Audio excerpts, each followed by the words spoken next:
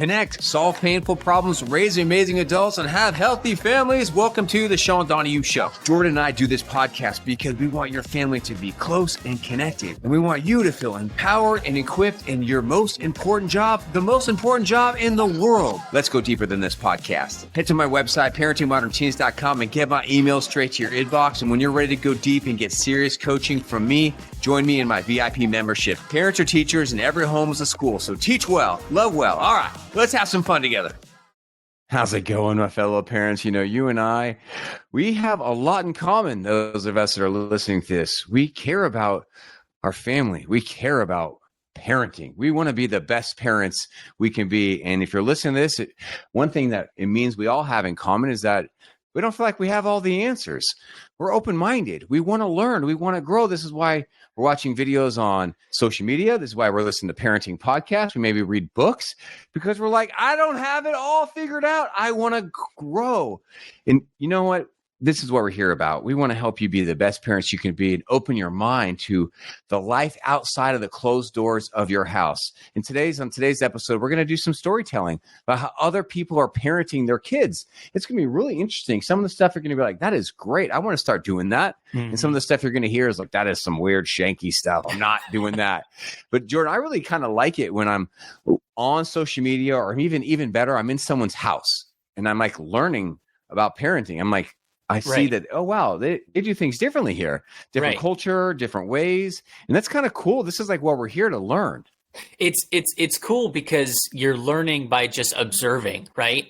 And I think that's the way a lot of us do this is we observe our parents, we observe our friends, how they do it. I don't know if I've ever seen anybody or if I have ever had the courage to go up to someone and be like, hey, I have a question about your parenting style.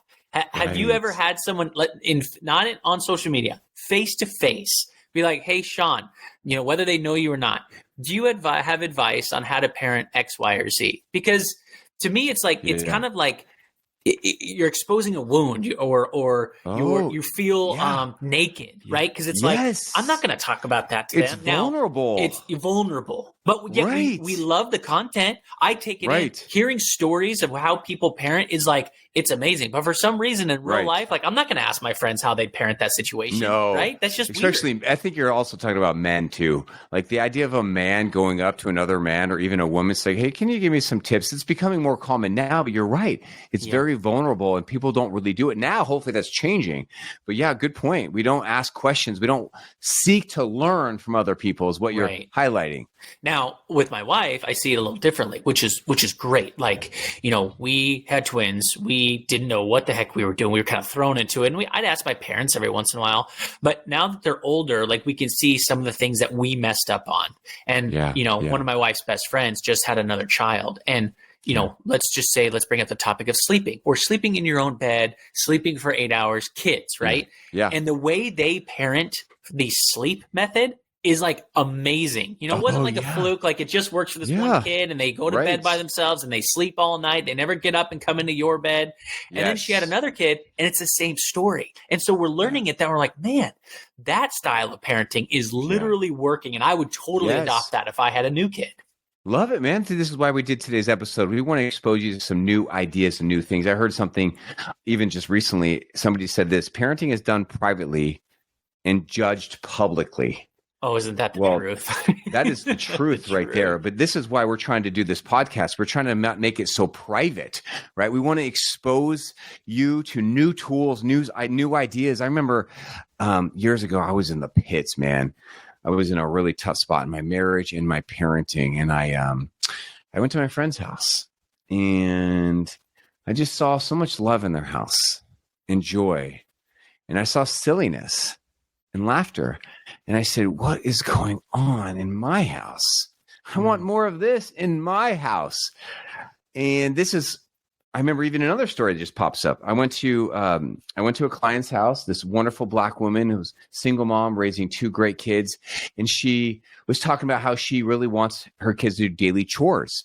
And I was like, what? Daily chores? Like, that seems a little intense. But I learned so much from her. I learned about the beauty of daily chores. And like, this is like, it would be so wrong and egotistical for us to be like, you know what, this I'm like, my parents raised me. I know all the answers. Like, let's open our minds. And so that's what we're going to do here today. So Jordan, I got some stats for us to open us up with. We love stats, man. We love to hear like what's going on in the world.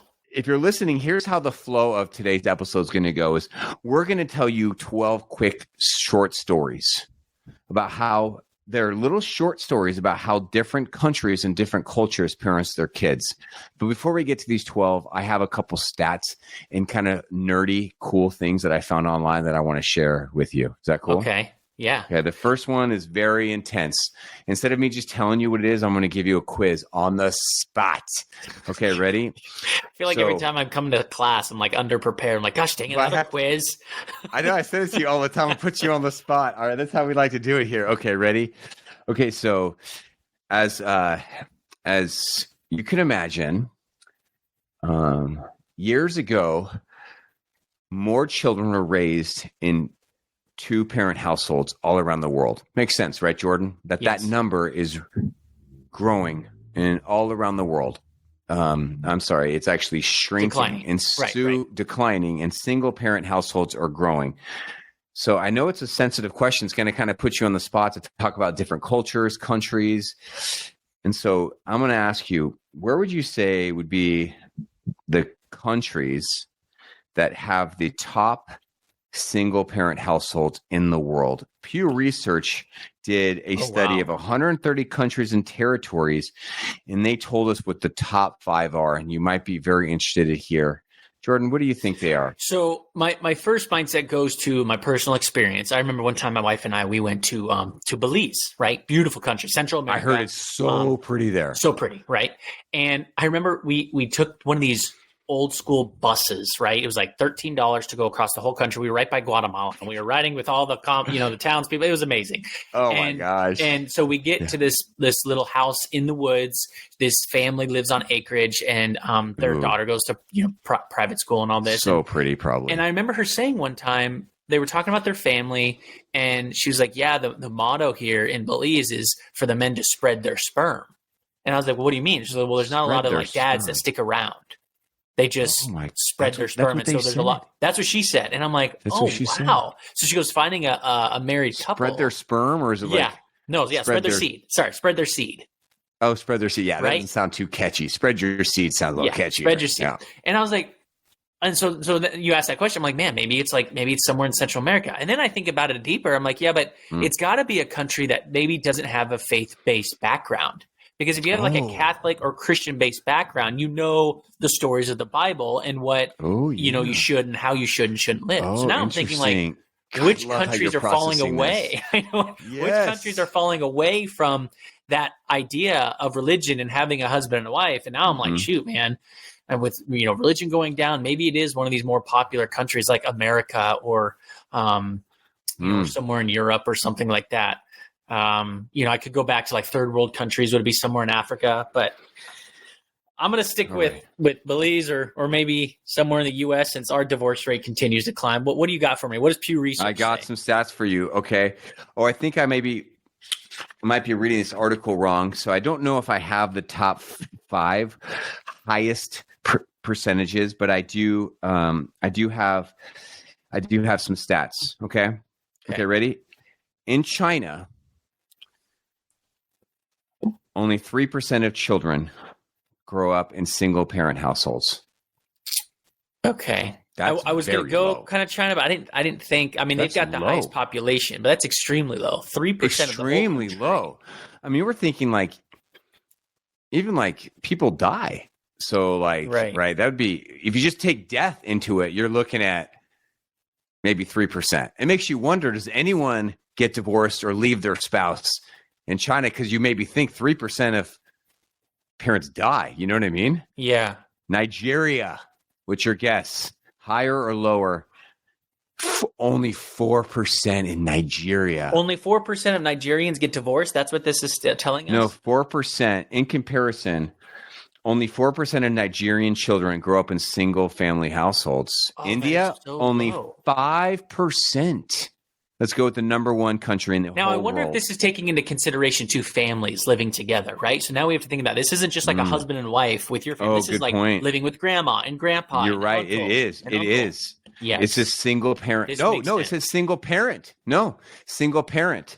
Let's go with the number one country in the entire world. Almost 1/4 of U.S. children under the age of 18 live with one parent or no other adults. So that would be the top of the chart then. The U.S. 23%. That is so sad.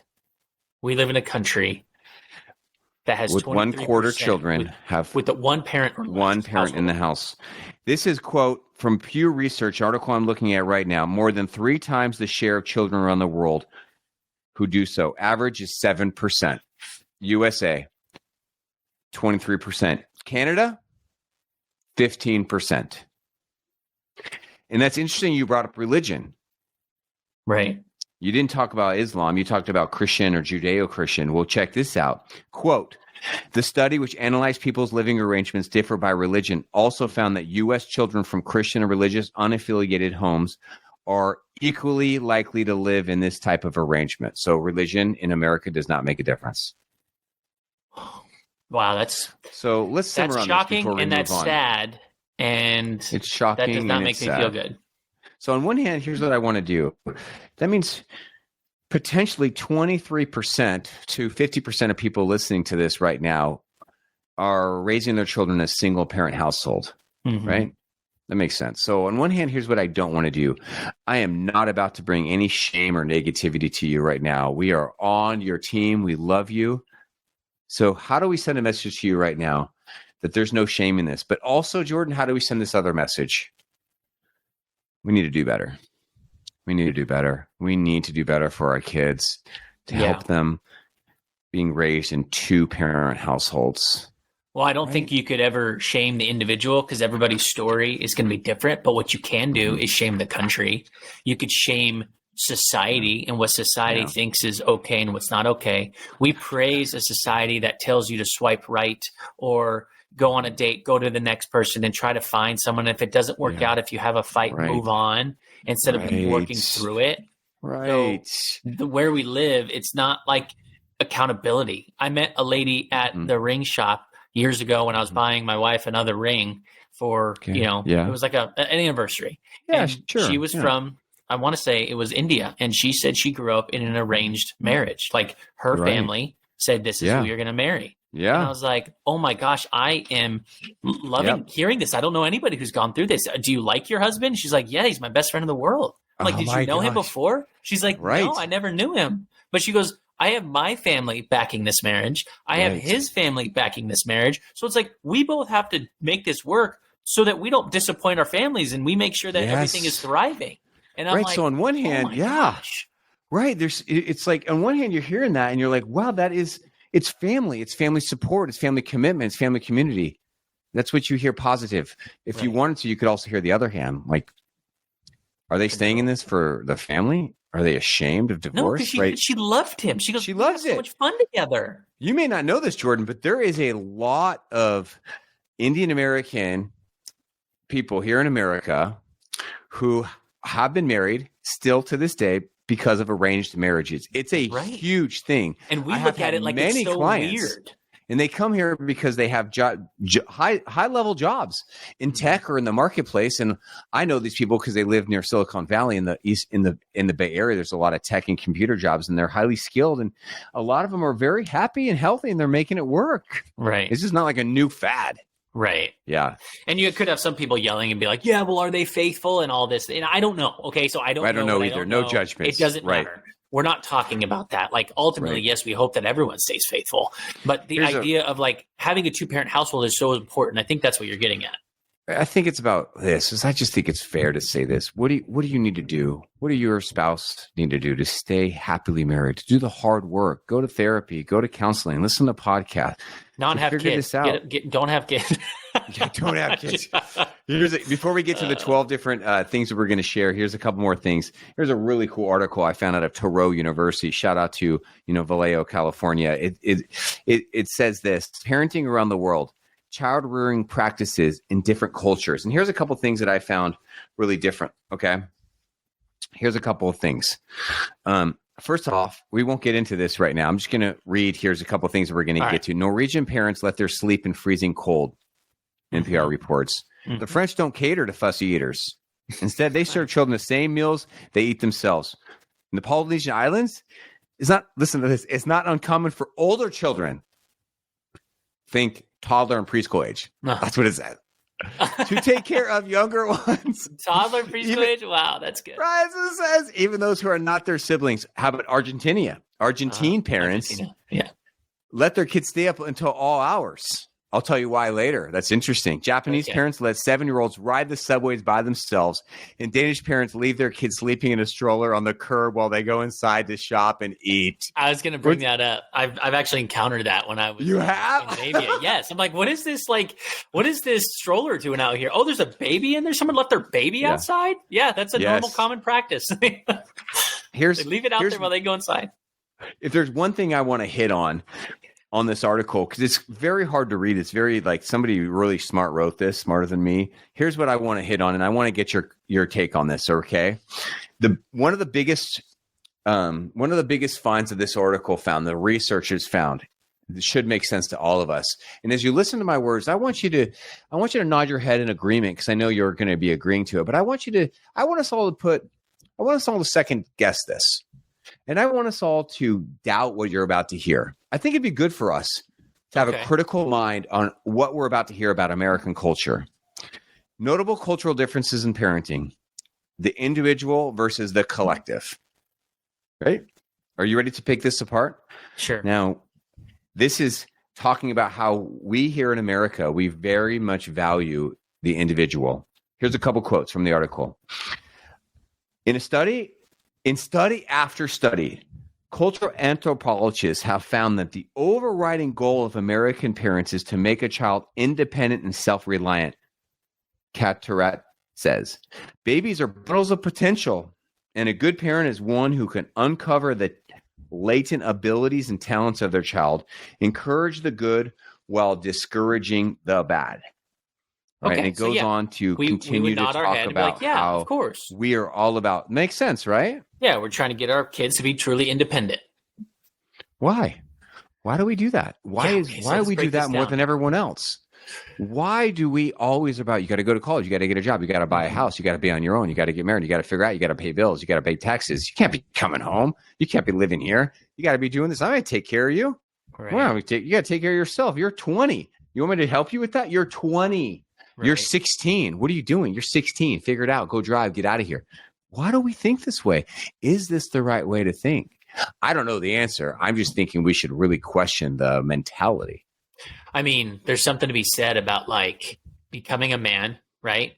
We talk about, these events that can help leap you into adulthood. And part of that is to like stand up for yourself and not have anybody give you anything. So, right. So there's this idea like, hey, you're a man now, like you go find your way. Right. And I think that is multicultural.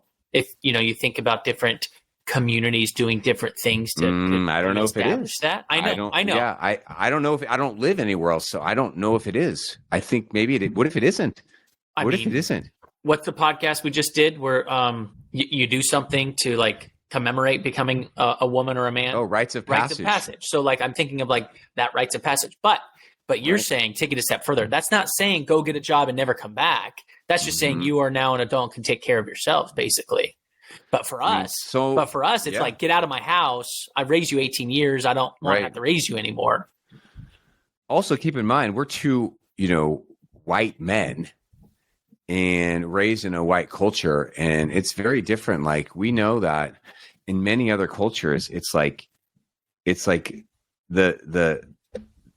feel like it's my responsibility to take care of my kids until they're 18, and then it's my responsibility to take care of my parents when they reach 60. And that's not how I think, and that's not probably how you think either. Like, do you feel like your responsibility to take care of your parents when they get older at age 60, 70? I mean, 80? I feel like as they get older, it's up to us 90? kids to make sure they're taken care of. I'm not going to dump them off into some community home, right? Is that what you're asking? Well, I don't know. See, that's what I'm saying. Yeah, I mean, I want to make sure they're taken care of. I mean, they took care of me. Why would I not want to take care of them when they get to an age where it's harder to be taken care of? What if you don't like your parents? What if you don't want to take care of them? Well, What if yeah, you're like, hey, you got to take care of your own. You got to right. save up your A lot own of people money. butt heads with their parents. So Are you going to spend? You got to live somewhere else. You don't have to answer this question. Let's say you saved a lot of money. Let's say you saved $200,000 and you're 60 years old and you're thinking about retiring. Okay. Mm-hmm. And you have $200,000 saved in assets or whatever. And your parent is now 80, 85, and they have very little money. You don't answer this question. It's a rhetorical question. Are you going to take half of that money and take care of your parents? Are you going to take a third of the money? Are you going to take all the money? Or what if you don't have a house to bring them into? Like, see, it's just a rhetorical, like, this is, I think if it you goes ask to your 10 people, values, though. Like, what it are does. our It goes to values? your That's what tradition. you're asking. What are our values as Americans? And the culture here is consume, consume, consume. You get old enough, you get a job, you buy a house. Save for retirement. You save for retirement. So that no one has to take care of you. Yeah. So no one has to take care of you. I think, I know for me, one thing I've learned, let me just say this. I'm going to be like, I'm not racist. But I feel like because I'm white, I can bash on my own race, right? That's the good thing. I feel like most cultures are doing better of thinking about these things than my white American Swedish culture that I was raised in personally. I'm only talking about one person here, me. Sure. I do not like the way that I have been raised when it comes to thinking about family, grandparents, taking care of older people. I think I have a lot to learn from other cultures. I mean, the great thing about being in America is we're a blend of so many cultures, and so we don't have to go far to learn because it's right here. Oh. We just have to be open to like learning about those cultures. Well, here, let's learn from the Chinese. Here's a quote. Children raised with Chinese values are installed with an obvious and accepted duty towards their family. We've been told here in America that this could be bad, right? Americans, for some reason, are saying negative stuff about the Chinese. Some people love this. Some people say negative things about this. Of course, it's not black and white. You make up your own decision on this quote. As part of their child raising technique, Chinese parents are also expected to teach their children the specific practice of how to live harmoniously with others. Therefore, individual emotion expression is considered harmful as it is a threat to maintaining harmony. This in turn creates a culture of saving face, which leads to shame on the child if society's expectations for the property or propriety are breached. What do you think about that? I mean, there's a lot about mindfulness about where you put yourself in this world or in this universe, right?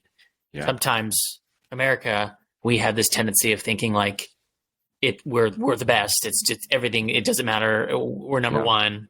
But the reality is, like, when you look up at the stars at night, we are this little tiny speck in this much larger spinning galaxy, right? That's good. And then you got to think like, I'm just a little tiny piece of sand in this cog, and I just ultimately want to make it all work together. So I like that practice because it makes it to where you're adaptable. You're a chameleon. You can help others. If you are raised the way I am, or if you struggle with thinking the way I think I struggle with thinking, is highlighting the individual over the family.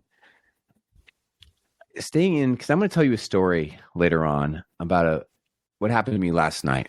I'm going to tell you a cute story because I'm reading my 7-year-old child, a story last night, and I'm going to read you parts of the story because I think it really changed my thinking about parenting. And this is what we're talking about.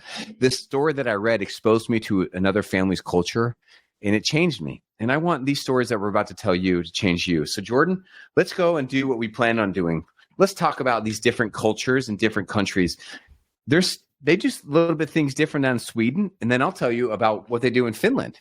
So great. I mean, I was just in Scandinavia, so I got to check out what few people did in Finland and Norway. Never got to hop over to Sweden, but in Sweden, the kids have say so. So the mother isn't always, here all the time, right? Yeah. So families are considered very egalitarian with parents and kids having equal rights. So instead of just mom and dad ruling the roost and, hey, we're calling the shots, this is our rule, children are actually the ones expected to share their opinions and help make family decisions.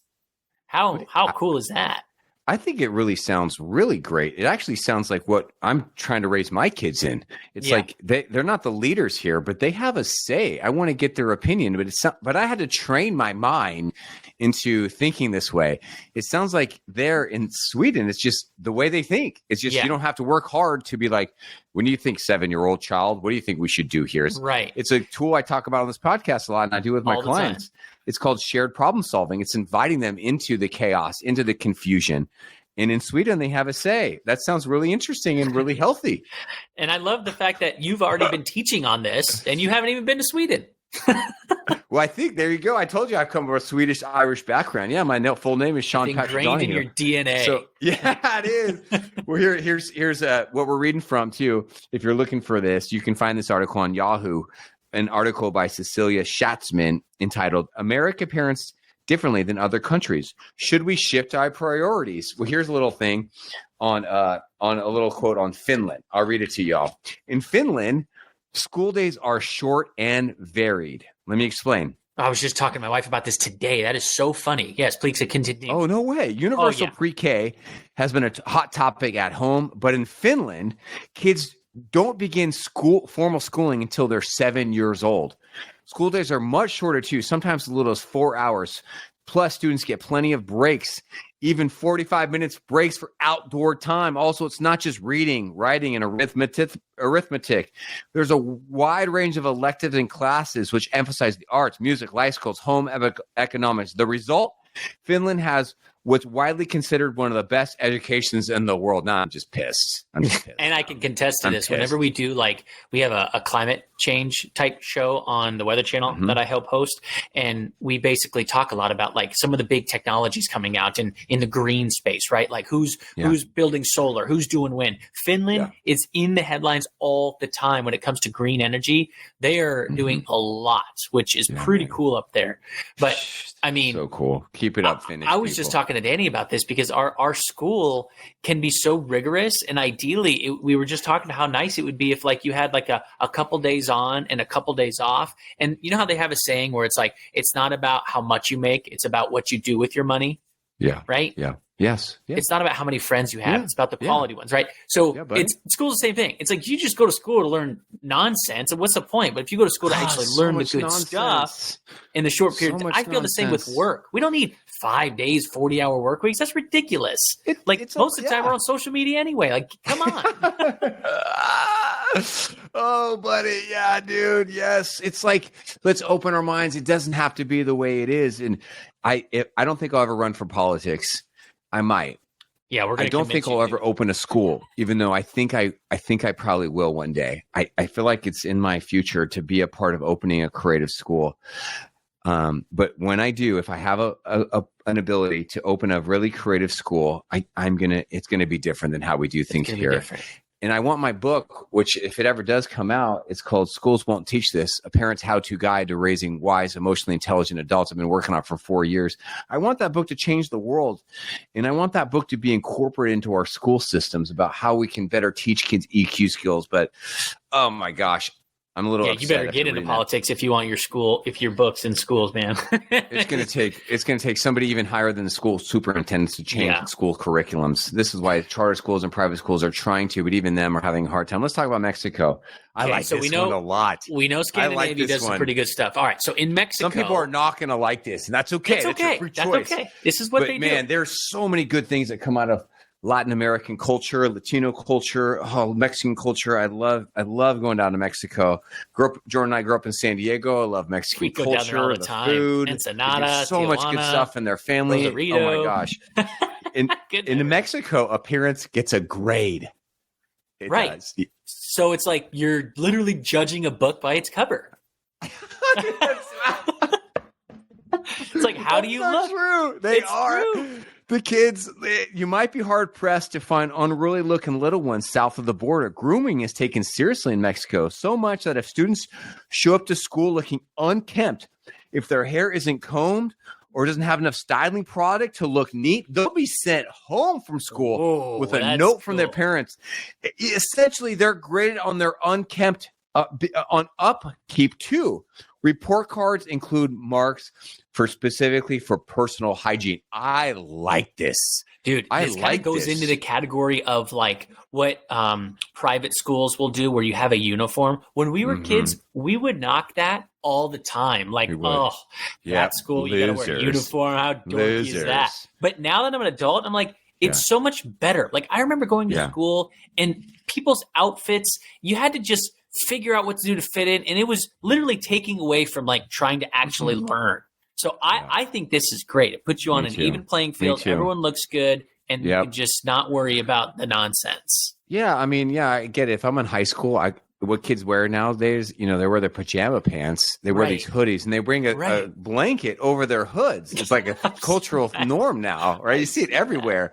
Yeah. And I get it. They want to be comfy, but what they're doing, sending a message here in Mexico is like, look, this is a place of work. You come here and you better show up. Let's talk about Denmark. Yeah, so it's so cool. You're such a world traveler now. You know a lot about. I've been to like these 3 countries. Places. I just happen to be three cool places. In Denmark, I didn't get to go to Denmark, but this is what we were alluding to earlier, where babies are okay by themselves. Now, this is nuts. This in America would probably earn you a visit from Child Protective Services, which is sad. Which is sad. All right, CPS, and a lot of angry parents would be raging. Right? I might even do it. I'd get weird on you if you leave your baby by yourself. Like, what the hell's wrong with you? Think about the big problems we have here of leaving babies in vehicles and them dying. Right? I mean, they don't have that as much in Denmark because they don't have the heat we have. But this is like just leaving your kids outside. So common practice for Danish parents: park their children in strollers on the sidewalk. Baby's in the stroller, they're asleep, and then the parents go inside to a restaurant. They'll dine, maybe be there for an hour. They'll have dinner. So, quick story. We were in Norway. Our child was in a little stroller. He fell asleep. There was a kid outside in their stroller, but I didn't feel comfortable with that. I brought the kid in the restaurant, and they looked at me like I was so weird. But I felt so awkward leaving my child outside. Right. And that's a cultural difference, right? Isn't that crazy? Gosh, it just speaks to what's happened to our country. We're just either really, really, really, really bad things are happening to our kids all the time, or we're scared. We are a generation. And let me make sure I preface this first, or not preface it, but kind of top it with this. The reason they do that is because they have a big belief that it is very important for their kids to get fresh air, which I 100% agree with. Interesting. Here, my kids don't even get to go and do their little playground playtime if it's below a certain temperature or above a certain temperature. Get those kids outside. Wow, that's so. Yeah, and they just feel safe. They feel safe with the Danish. They feel safe putting their babies and their kids around other people. We don't feel safe. We don't feel safe with our most treasured people putting our babies in the hands of strangers. Jordan, tell us about Korea. Now, Korea is a very similar country to the USA. I mean, they have, I don't know if this would be a fact, but based on what I know about Korea, if there's one country in the world that's actually very similar to American ideology and thinking, it's Koreans. And they love, the American culture. They love American culture. I know. I love the Korean culture. Oh my gosh, Korean food, Korean people, Korean comedies now.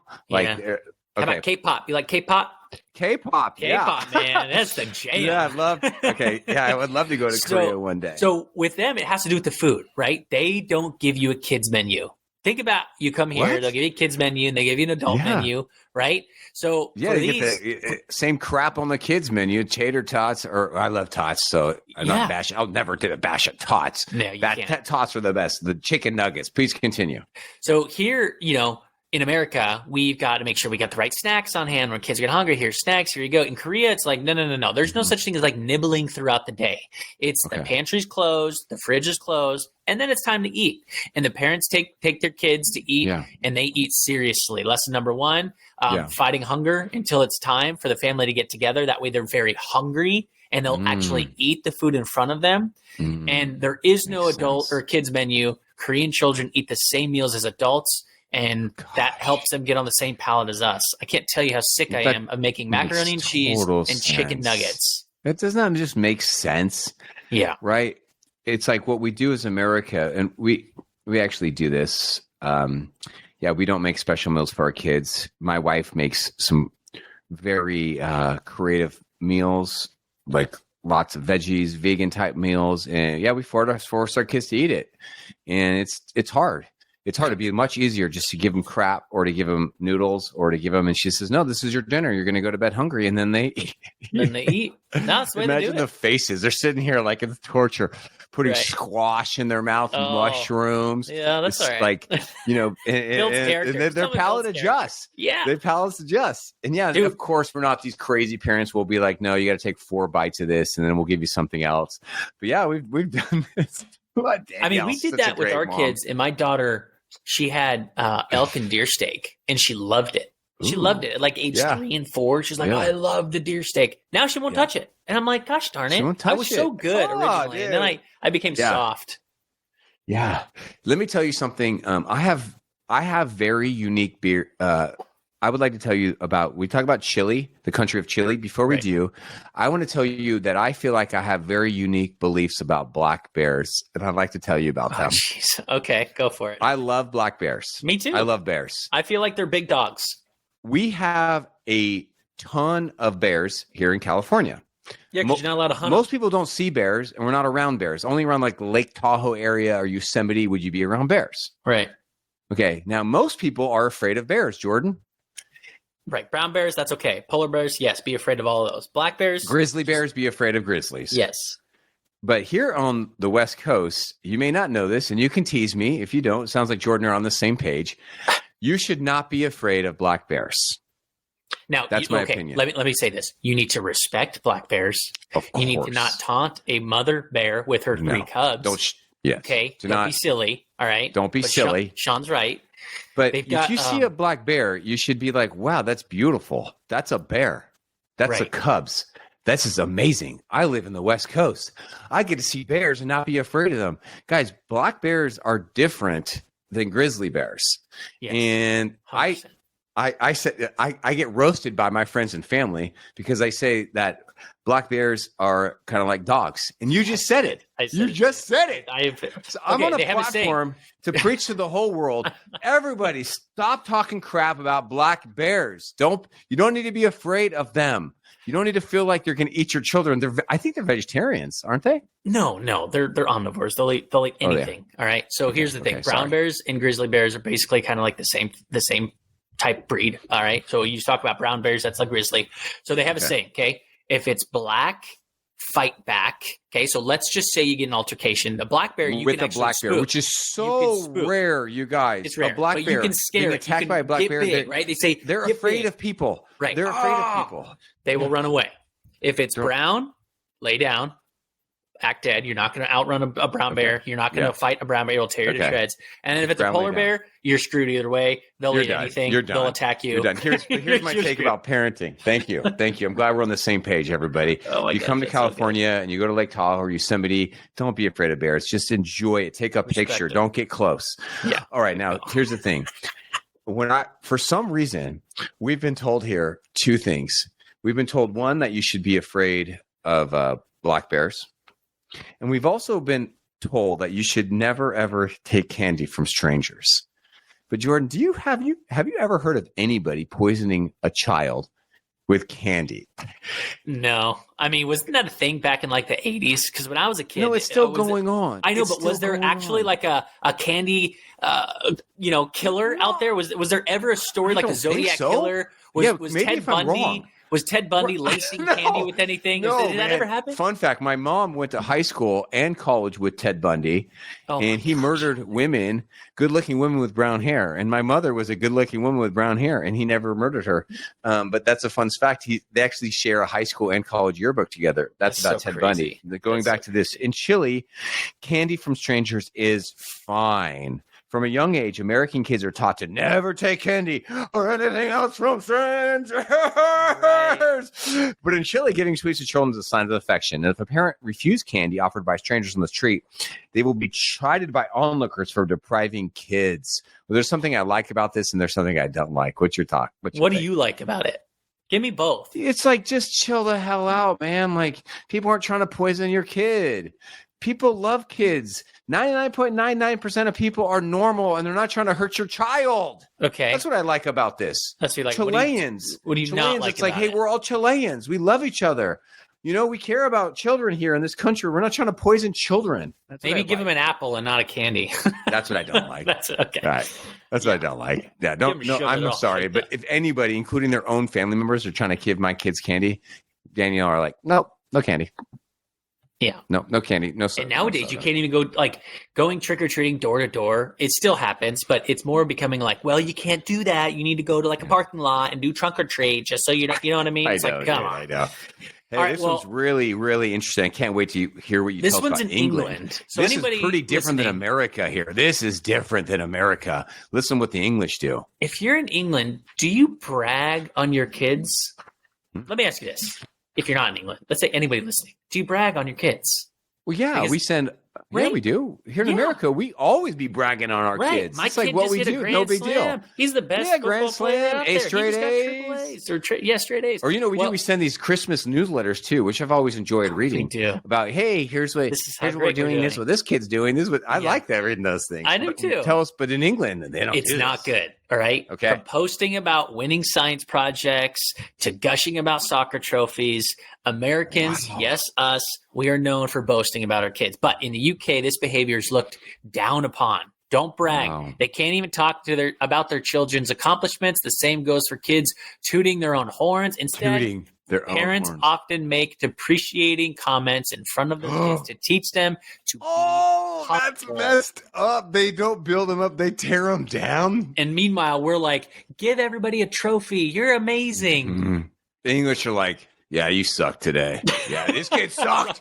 This kid Have a- sucked on yeah. the soccer field. Let's- Yeah, Dad, I know. I know, Dad. Let's go to the local watering hole and have a pint. Get over it. Do you have an English accent? Go to the Can you pub. say that in English No, accent? I cannot. I'm terrible I at know. accent. All my accents, they kind of sound Russian for some reason. Let me try right here. Okay. I can actually do it. It takes me like 5 minutes to get into an accent. Let's go to the watering. Let's go to the hey, Sonny, let's go to the local watering hole and get the pint. I know. See, that's a little Russian in Ooh, there. that was almost more like pirate. I know. That's pirate. It's because I'm an English pirate. It's Okay. an English pirate. Now, the Polynesian Islands. Oh, the beauty, the tattoos, the big families, the functions. I'll tell you right now, think a Moana. Polynesian barbecue. I mean, you're talking 50 people there. Great food. Dancing. Probably amazing macaroni Fire breathing. salad, music, people Oh. wearing sandals, hugs, kisses, aunts, uncles, great aunts. Who wouldn't want to go to a Polynesian family? Can you just adopt me together? and my family into your family right now? Let's just go over there, hang out, and then never come back. You don't got to go. They have them here in America. You I got know big they do. Polynesian I know they families, do. you know? Mm-hmm. And they got their tattoos. So nice. Babysitting starts a little earlier in those families than here from other cultures. It starts, adults are in charge of caring infants. Okay, that's good. But as soon as children are able to walk, other kids quickly become responsible for their siblings and neighbors. That's what I'm talking about. As a result, toddlers in Polynesian islands are much more independent than their stateside counterparts, Wow. knowing that it's the only way they can spend time with older kids. Interesting. Huh? I love that. Go check on your neighbor. I remember when I was living in apartments, I had a really cool friendship with a doctor who lived upstairs was with us. We were in Las Vegas at the time, and I'd go up and he was married, and I'd knock on the door and hang out with them, and that was so cool. But nowadays, we're in these apartment complexes, and you don't even know your neighbor. Like, you live 3 feet from that person, you don't know who they are. You don't even know your neighbor. You don't even know your neighbor. Dude, I think across the street, this is so sad. Across the street, I believe there's a teenage girl that lives there. I've never seen her. I think there's a teenage girl that lives across the street. I've never seen her once. Why do you think she lives there? I mean, do you Because know I've met their parents. I met her parents. and they have a I met her teenage mom, daughter? and I believe she told me I have a teenage daughter. And Oh I my said, "Yeah, let's get our daughters together." I've never seen her once. Part of the problem of living in America is that. You know what else sucks about America is garages. Storage units. No, think about this. I Garages. thought you meant like because we collect so much stuff. And No, it piles hear up. me out. If you park your car in the garage, there's a chance your child will never go outside and play in the neighborhood. And no one will ever know that a teenager even lives there. Oh, because they're going in and out of the garage. And if you let your child abuse screens, this is one of the reasons why everyone in my neighborhood knows I have kids. Because our kids play outside. yeah, Our teenager watches our child play outside. Our kids walk their dogs, and we live on a court. And we hang out there. And we talk to our neighbors. And also another perk to our property here is we don't have any fences, which sucks because our dog runs away sometimes, which is why I was almost late for this podcast when my dang dog Robbie ran away. And talk about this. Guess what happened? you found your dog. I get a call and said, "Hey, Sean, it's from my neighbor Vivian. Hey, your dog just ran away." And I was like, "Okay, which way?" And so I run out the house and I text Jordan and say, "Jordan, I'm going to be late for the podcast. My dang dog ran away." And guess what happens? My neighbor, who is a very lovely lady named Vivian, she's giving me directions about where Robbie went. She even said, "I tried to tempt him back with meat to tempt him back." What a great neighbor, right? Yeah, Love your neighbor as yourself. She's a great neighbor. But then what happened was her husband, Michael, who's very, very quiet man. I don't think I've ever heard him say more than 10 years in the years we've been living here. She said, "Yeah, Michael will take you around the neighborhood in his car."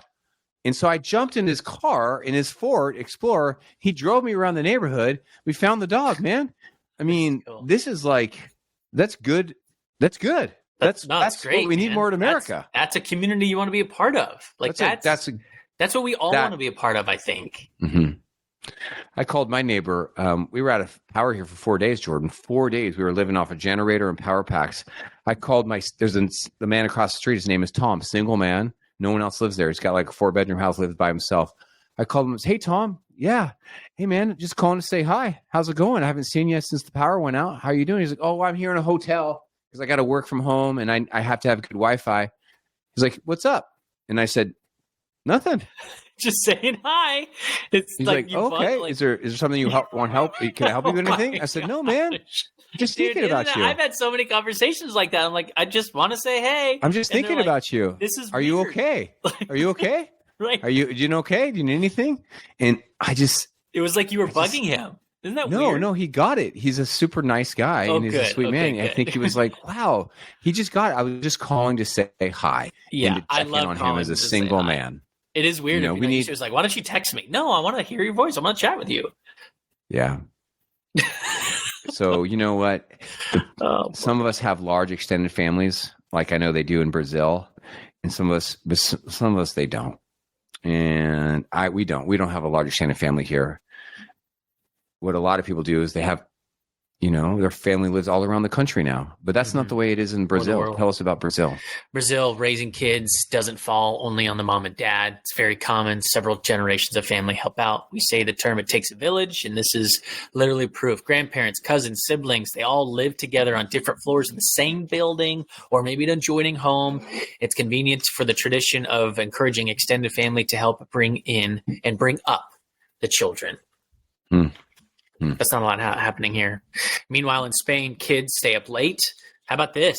What time's your bedtime? Having a I was about strict to ask. regular bedtime is often seen as a smart parenting strategy for us, right? This is pretty wild. I was just talking about how in the beginning of the podcast, how I looked at my Listen friend to and they this. have a strict bedtime routine and their kids sleep Yep. through the night.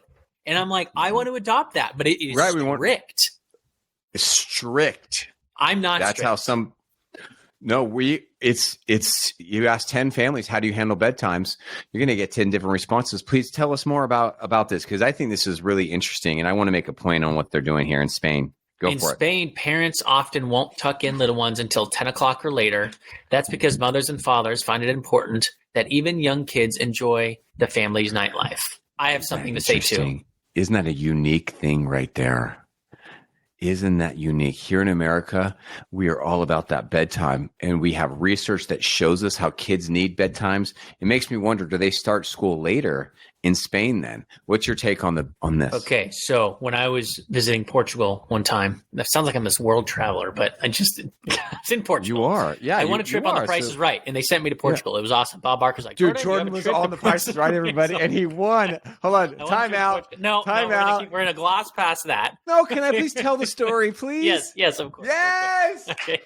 So Jordan, he's a very handsome man, and one of the reasons why he's so handsome is this guy tans up so good. So growing up in San Diego, I got this Irish pink skin, and I can tan up pretty good, but it takes time. Jordan's he's like out in the sun, and so this genius, we weren't even living near each other. You took a piece of paper. Sunscreen. No, I took a piece of paper, and I cut into the piece of paper Bob's number 1, and I pasted the piece of paper on my stomach. On your stomach, Bob's number 1. Baked. And you baked. And where did you? In your house? Or go to the beach or pool? No, I was at the beach. I was actually in Florida at the time with my mom on a work trip, and I sat in the sun for like 4 hours. And it baked into my skin, and I had a sunburn tattoo that said Bob's number 1. And then you went with your girlfriend at the time, Danny. Yeah, and it's some college kids. And we stayed in line, and I showed them my belly because I didn't pulled up the shirt, bro. Most people have T-shirts. They get T-shirts. Yeah, and they'll get called up. Back in the day, I was like, "Oh, you have a shirt? We'll bring it." I didn't have a shirt, and it was like a couple days. Did you take your shirt all the way off, or did you? No, I just lifted it up. And so it's an interview process. That's what it used to be back in the day. They would interview you, and they would make sure you're very charismatic and unique, and they would pick the best, most charismatic people. My brother-in-law, Brian Hamilton, got picked, and of course you got picked, and then you won a trip to Portugal. Okay, back to your Portugal story.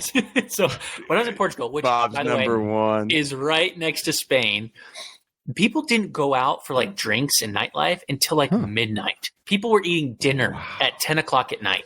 So I would show up at like 8 for dinner, try to go out at 10, be in bed by midnight. That's not the way. They've got siestas in France or in Spain and Portugal. So I'm wondering if that is part of this culture. We talk about staying up with the family's nightlife.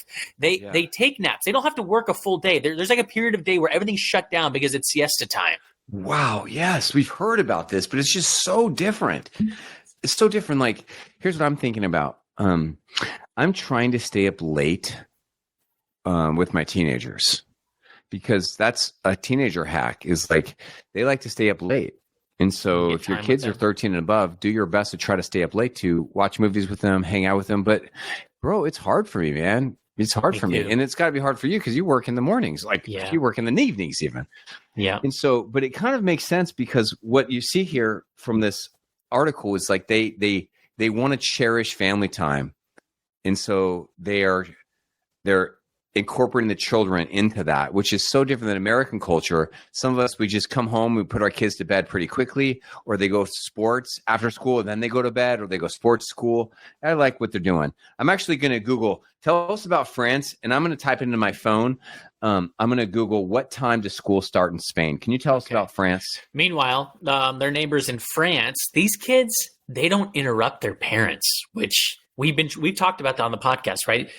Kids who interrupt a lot. One of the tricks was to like teach them like, hey, while I'm talking as an adult, if you need me, you come and just put your arm on my shoulder and I'll know you need me. And when I'm done with my conversation, I will look at you and I will talk to you.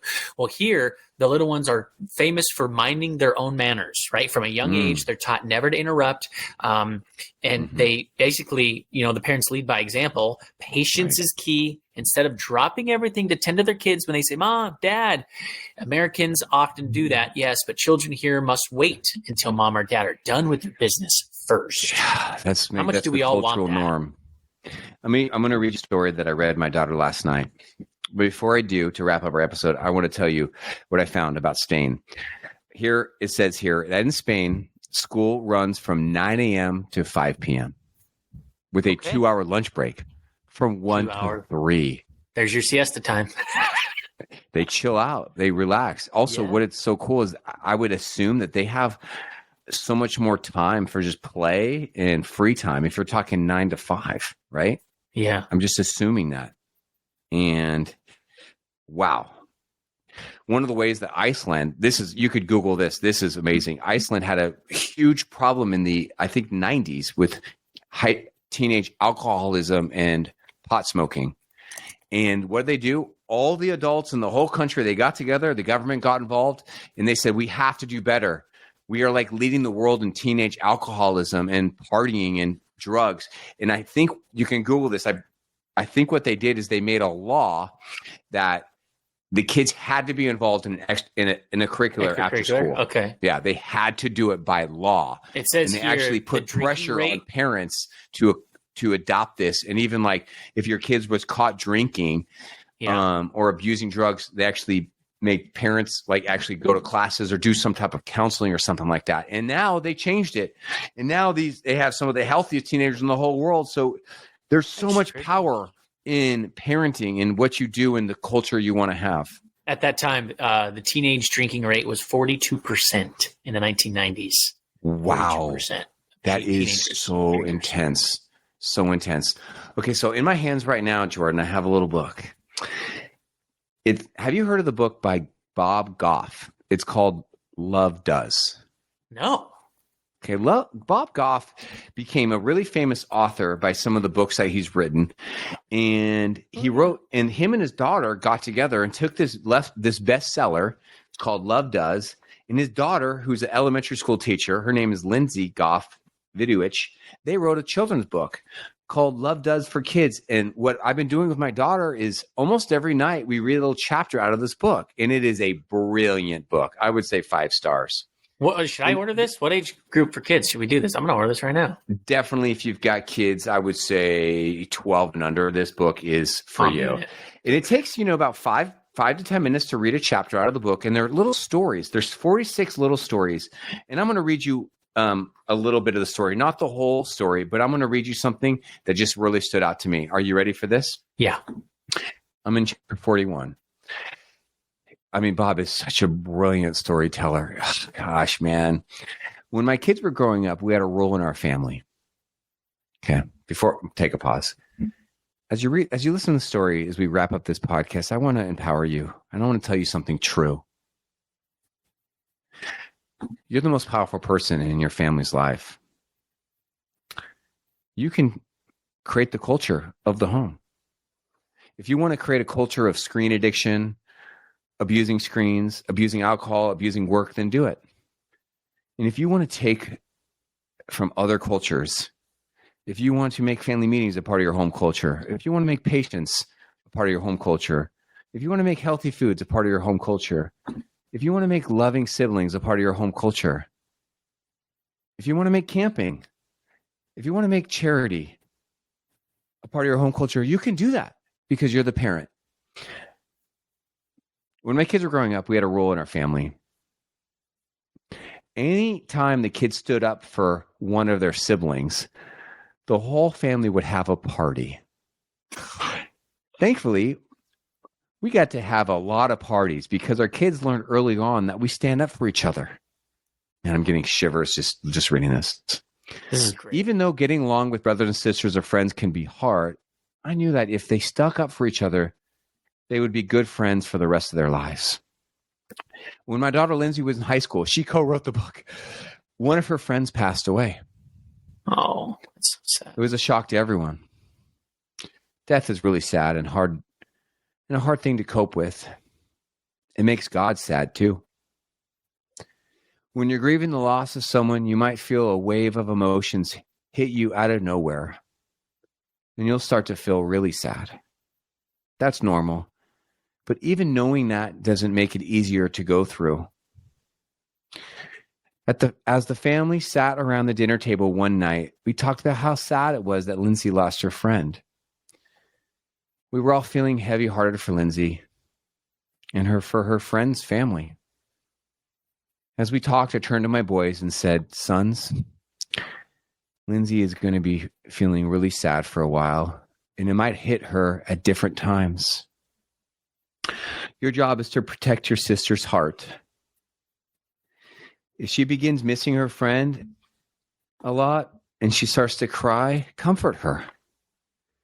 If she looks sad and you think she needs a distraction, make one.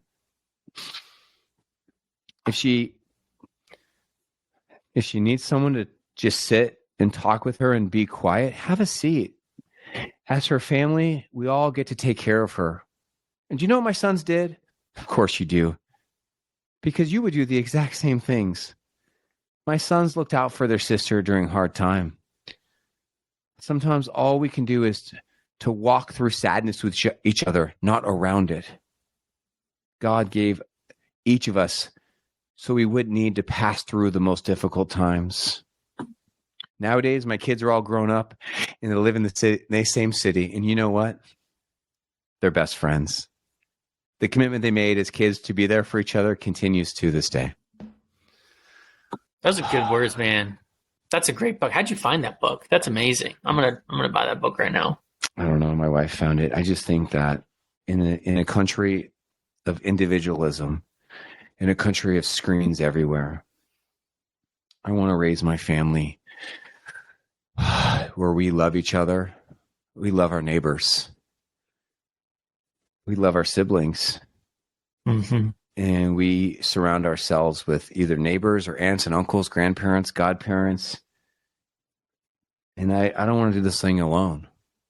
I don't want to do it alone. And I'm thankful for you. I'm thankful for my neighbor, Tom, and Vivian and Michael. And I'm thankful for the people that I'm going through life with that are there for my kids and for me. How about you? You know what I'm thankful for? I'm thankful that we live in a country that has all those things you just listed. Oh, yes. But the reality is is you're not going to hear about it. Wow. Society's not going to tell you about it. You're going to hear everything else. The reality is, Sean, we could be talking to ourselves in a mirror and no one could be listening because there is a lot of people out there who already know this. And I'm thankful for all of those people who are living this way. I know your voice isn't as strong as the other side because it's so negative, the other side. Good. But there is some great parents out there, and I'm thankful for all the ones that are doing just that. I'm going again. I'm thankful for Black families. I'm thankful for Latino countries. I'm thankful for Hebrew and for Arabic and for Persian families. I'm thankful for Australian families. I'm thankful for Brazil and Spain and French and for this country where we have all these cultures coming together. We can take the best. And I'm thankful for you for listening to this podcast. Thank you so much for joining us today. You are a good parent. Oh my gosh, family life and parenting is so hard. I hope today gave you some tools and some inspiration. And if you're enjoying this podcast, then please do me a favor. Leave us a positive review on your podcast provider. And if you're hearing this and you're struggling as a parent, your family is struggling, or you need parenting tools for that one challenging, struggling kid, well, I will see you in a live Zoom call inside my VIP membership, and I will give you the specific tools you need to solve every problem you have and to stay strong, be close, and teach with.